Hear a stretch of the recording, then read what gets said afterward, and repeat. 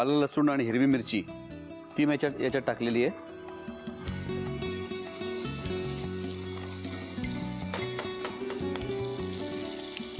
त्याचबरोबर इथे मी पॅन दुसरा पण गरम करायला ठेवतोय. याच्यात पण तेल घेतोय.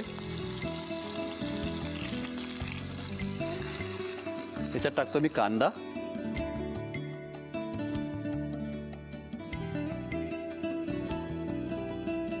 उरलेली 1 चमचा पेस्ट आपण या तेलात टाकतोय. इथे मी म्हणतोय मटर की घुगनी, एकदम सिंपल रेसिपी आहे, मस्त आहे एकदम. याच्यामध्ये आपण कांदा टाकणार आहोत.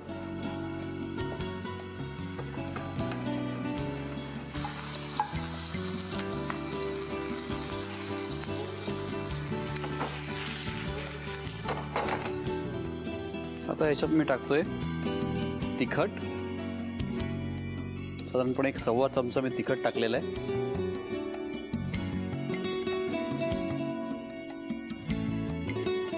आता टाकतोय धणेपूड, अर्धा चमचा धणेपूड टाकलेली आहे. आणि आपला हा जो मसाला आहे, ओवा, धणे आणि चिली फ्लेक्स याचा मसाला पण याच्यात टाकलेला आहे. आता टाकतोय टोमॅटो.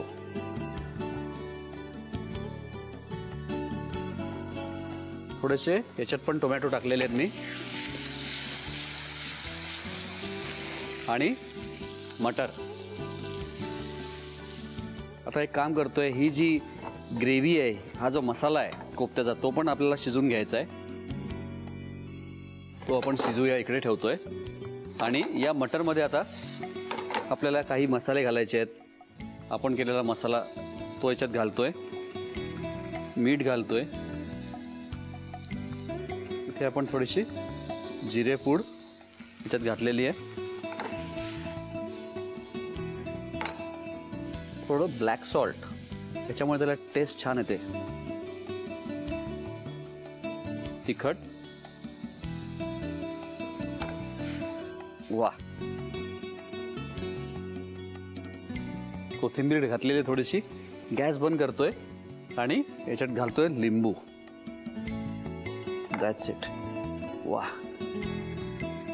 मटर की घुगनी तयार आहे आपली. ड्रायच प्रिपरेशन असणार, अशीच असणार आहे. ही आता जी ग्रेव्ही आहे ती पण आपण व्यवस्थित शिजवून घेतोय. आता या मसाल्यामध्ये मी थोडंसं पाणी टाकतोय. याच्यात टाकणार थोडी कसुरी मेथी आणि बाकीचे आपण इथे गोष्टी टाकलेल्या आहेत. फक्त थोडेसे जिरेपूड पण याच्यात टाकतोय. बस, आता याला उकळू द्यायचं आहे आपल्याला. मी एका बाजूला ठेवतो याला आणि एक काम करतोय, या बाजूला इथे दूध तापायला ठेवतोय.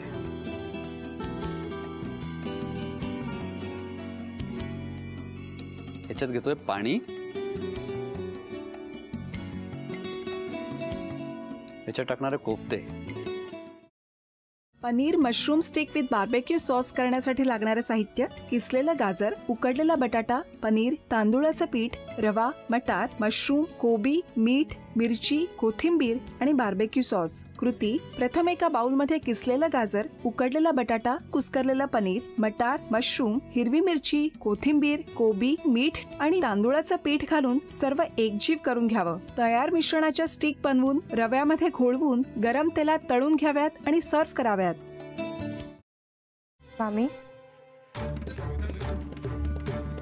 कोणता भक्त हाक मारतो आहे?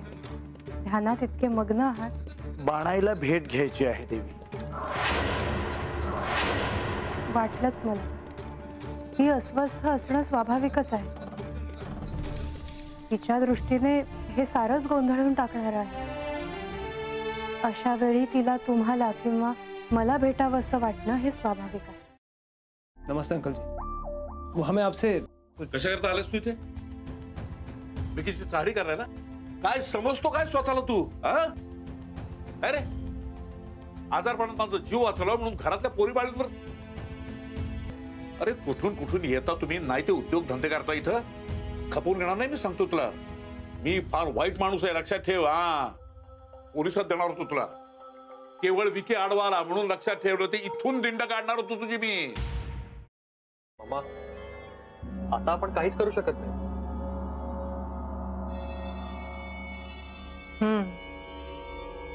पण आर्चीस, हे असं कसं शक्य आहे? आपण तर सगळे आवाज रेकॉर्ड केले होते ना, राईट? हो. मग हे असे कोणते आवाज रेकॉर्ड झाले जे आपल्याला ऐकूच आले नाहीत? I mean, how can it be possible?